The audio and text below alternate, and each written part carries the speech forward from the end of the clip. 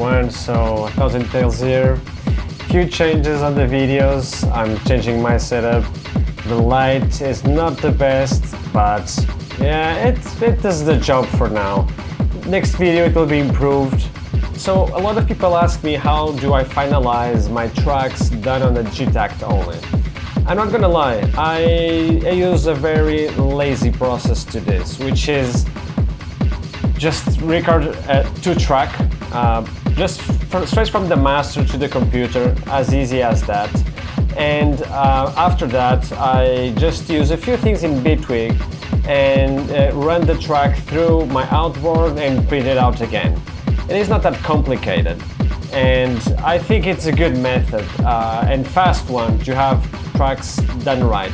If you check my previous video about my workflow with Digitakt, you'll understand that when I'm building the track on the Digitakt, I'm already adjusting the gain volumes, the pannings, a little bit of frequencies, and making sure that the overall sound, that the track itself does have a nice feeling, headroom, all of that. And that's the most important thing, so that I can later on the computer able to use it. So in this video, I'm just gonna do a little track here on the Digitakt, and then I'm gonna show you what do I do in Bitwig. Why Bitwig? Because there's a cool effects there called FX2 and FX3 or multi-FX, I don't remember now, that enables me to do very fast treatment of stuff. Pretty much sure you can find this on other DAWs.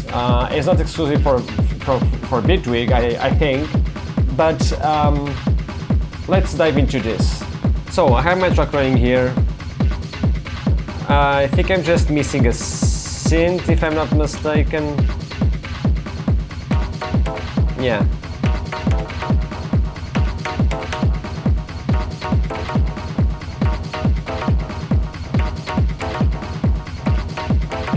And I do dig this. Let's record this thing.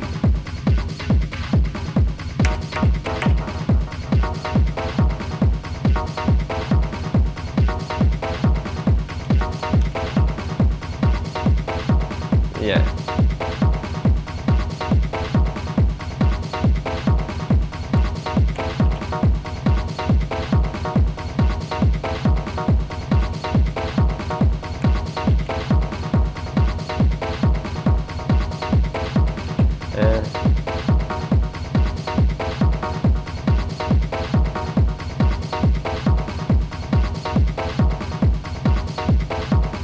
Yeah, like this. Fine.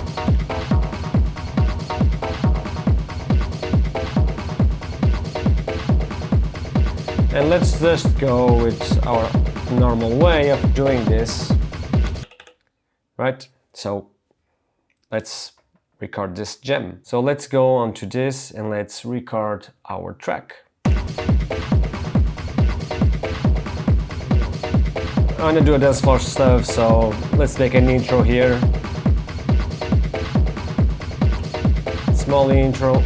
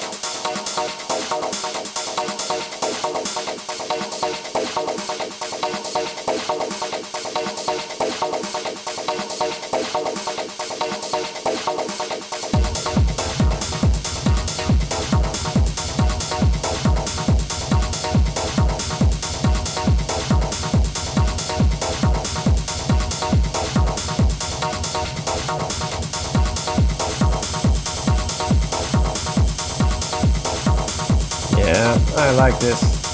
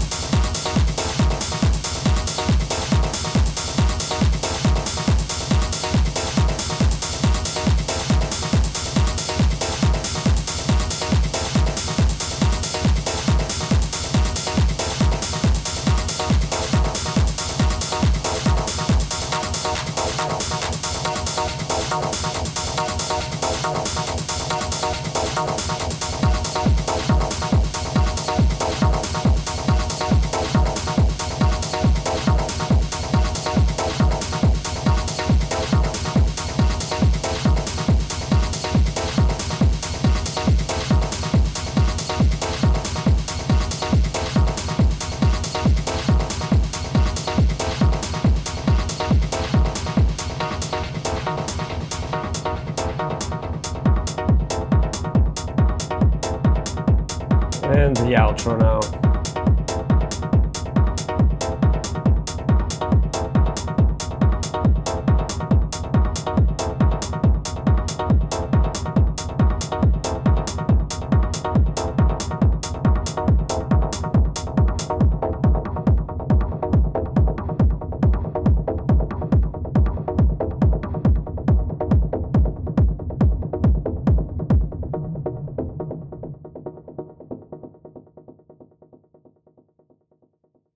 And done. This is basically it. And now what I want to do is let's jump into Bitwig and I'll show you the process.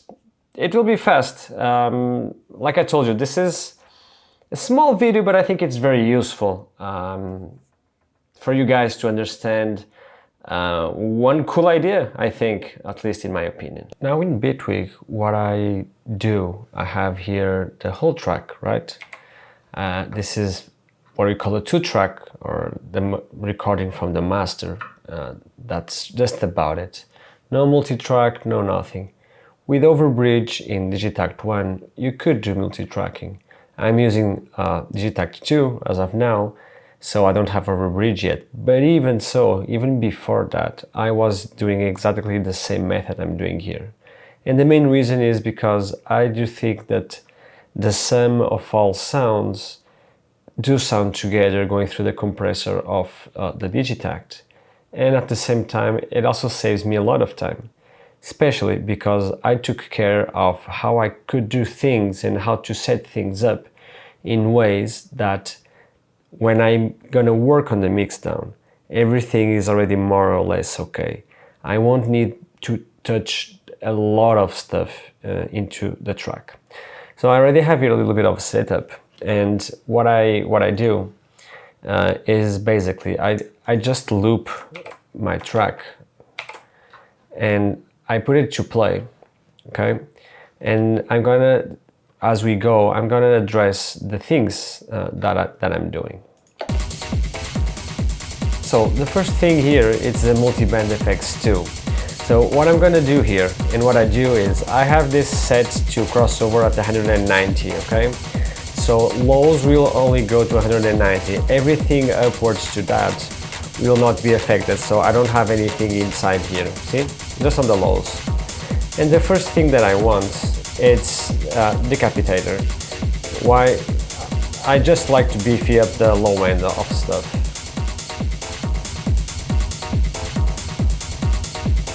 And here the settings are a little bit too taste in my opinion, okay? It's just go what you think it's the way that it sounds better to you. I cut a little bit the low cut. The tone, it depends. Let me go back to here. And sometimes I do mix it all, sometimes I leave it a little bit to interpretation. So Decapitator to beefy those low ends. It's one of the best, if not the best, distortion in VST. Secondly, Compassion. And here in Compassion I do something really easy. I use this preset, which is really good. I think over the years I tailored my sound to make this preset always sound good, and I just give it 30% of the dry wet, a little bit of less parallel compression, and here what I'll try to do is to set the volume until we hit more or less -8, which where we are, -8, okay? So that's the first thing.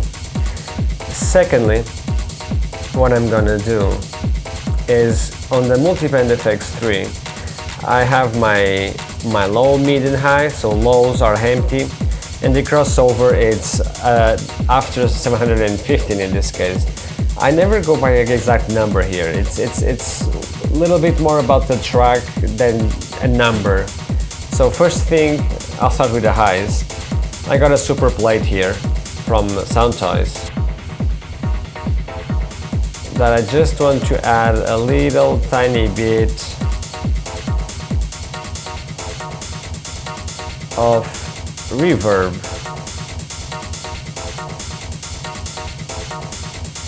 Not too much, just a tiny bit.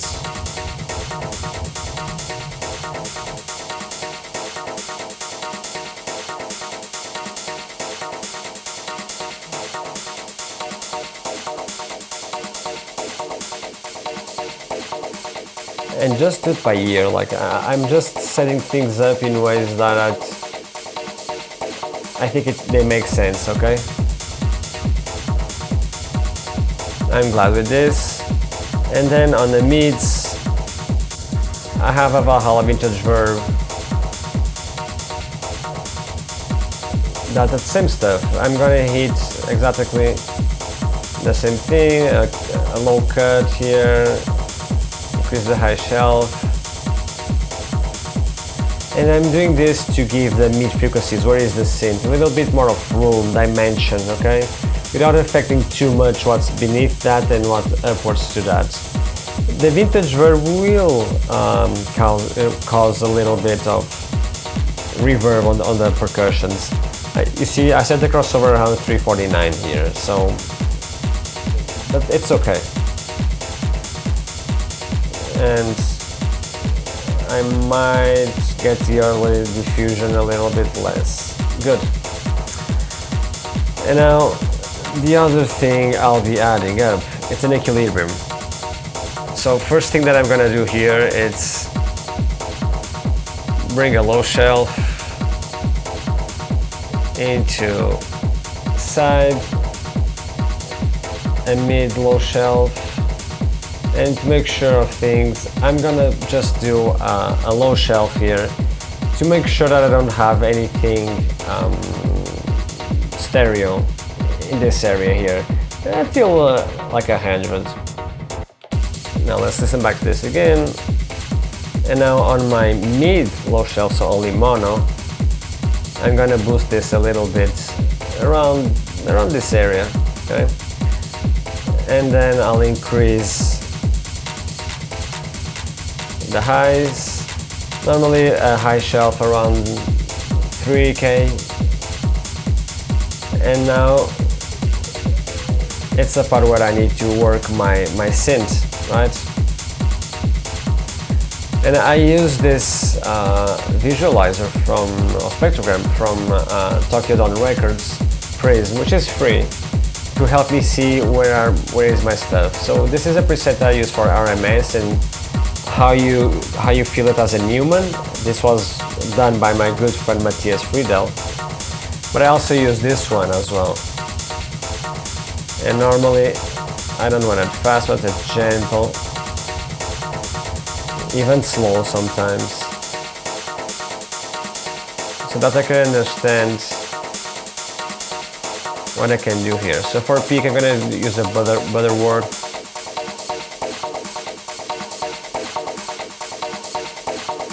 And let's see how does this go after the break.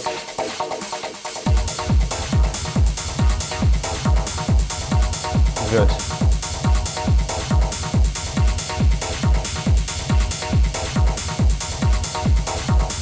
Excellent. And normally with a higher Q, I'm gonna see what happens around the 500 Hz area.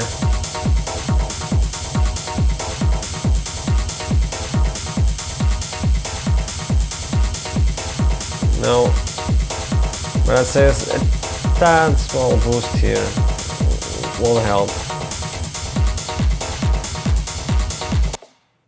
And after this, which I think it's more cohesive, and we boosted the middle, the synth, the bass low kick is tighter and stronger without being excessive, and we have a little bit more of air in the track with the high shelf here.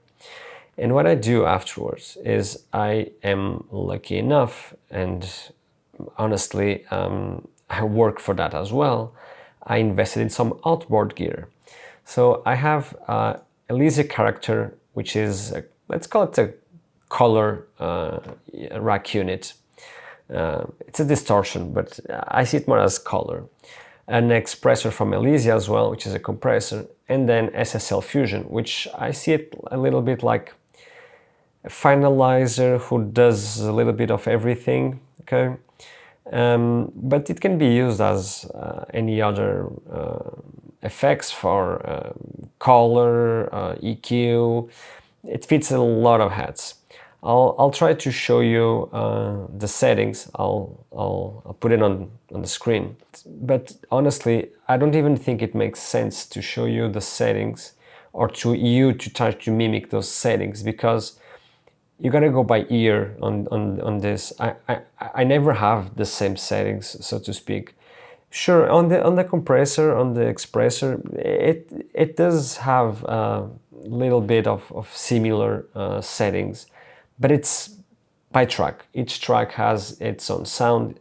Even if you're doing very similar tracks, which is my case, and I always feel that there's like a continuity to my tracks, even if they sound different, I have to always set things a little bit up there and here. The first thing that I'm gonna do is send my track 1 to Karacter, and I'll go and start then to send Karacter to Xpressor and Xpressor to Fusion, and I have my thing done. So I'll do this stage by stage so that I can settle things up. And as you'll see, one thing that happens with the Fusion, and I think I'm not alone in this, is that even after you process stuff in the Fusion, I always find it much better to EQ it again or reset the EQ a little bit. It helps to finalize the track. In an ideal world, I'm pretty sure I will have an Elysia X filter mastering one day, maybe. Let's see how my music endeavor goes, and maybe we'll plug it in as an insert to the Fusion on the last step, and this way shape things a little bit better. So let's hear this and send this to Karacter and see. There we go. Karacter. I'm gonna adjust here. So I want to keep my levels a little bit like the same.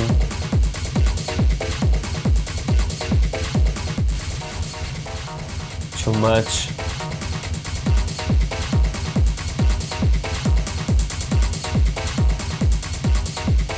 Good. So now I want to send Karacter to Xpressor. And here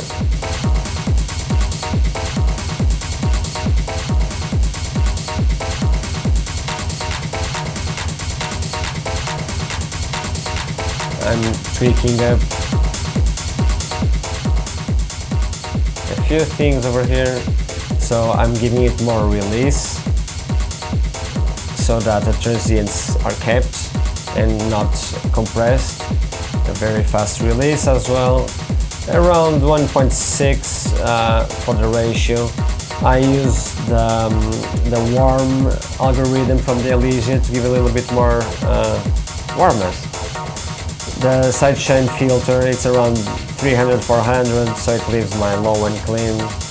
The GRL, it depends on how the track reacts to it. So I do the GRL by ear, and it's better to listen to this when the kick enters.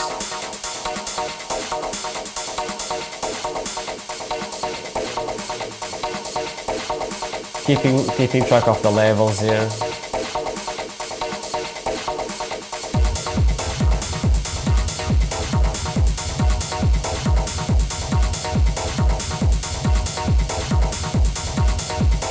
And let's see the GRL. Yeah, higher GRL, sort of round 2. Gain as well, and in this case 100% mix. And as the last step, I'm gonna send this to the Fusion. So Xpressor, and now Fusion. So first thing here on the Fusion, make sure that we keep more or less the levels that are going around here.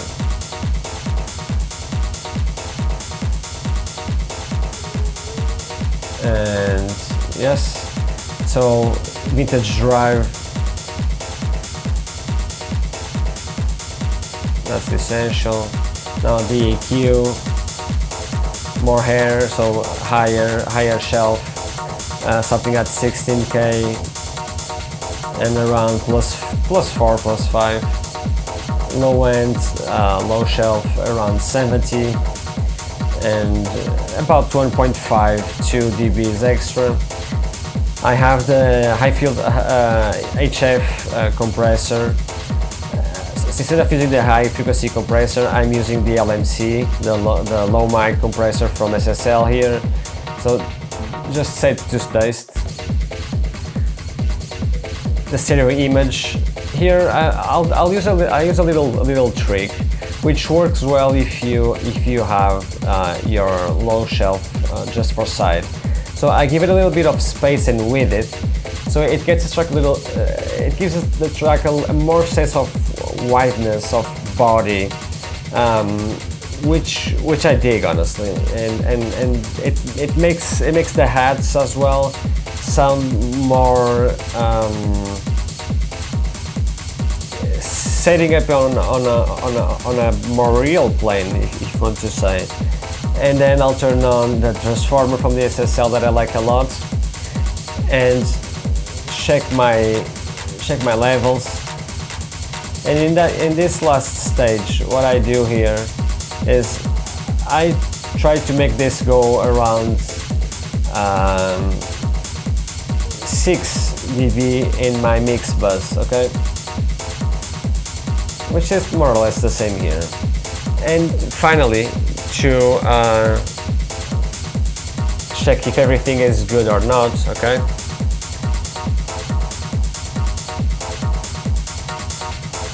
I redefine the EQ a little bit, okay? I refine it because, like I said, the Fusion tends to change a little bit the dynamics of the track.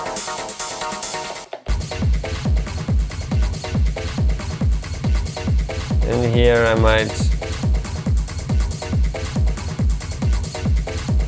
do this. Tighten my Butterworth EQ. So this kind of EQ is nice because it doesn't resonate, boost a lot of stuff here. Now it just kind of like concentrates things in this area. Maybe a little bit less mid.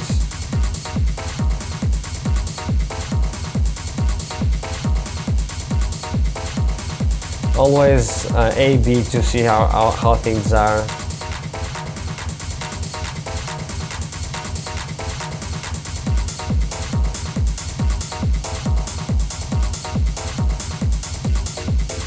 So I might need to boost this one and do it like this. Use your ears. Hear what you're doing. I'm gonna cut a little bit more here because this with the Fusion brought it up, and I'm gonna do something here It is not the best way to compare this, since this is almost way lower, but I tend to do this, and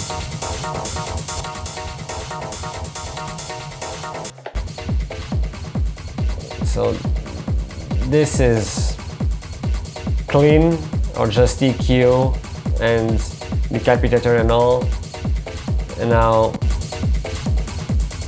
sending to character. And at this point I'll just listen to the track 1 or 2 more times, see if anything can be done.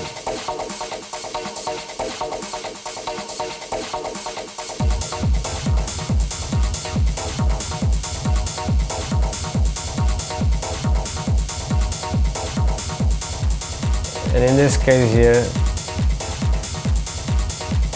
I'm gonna boost a little bit around here, the 80s,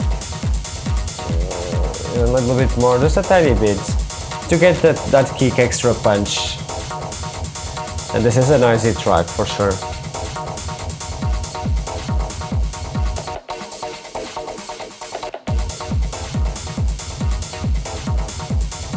Quite noisy.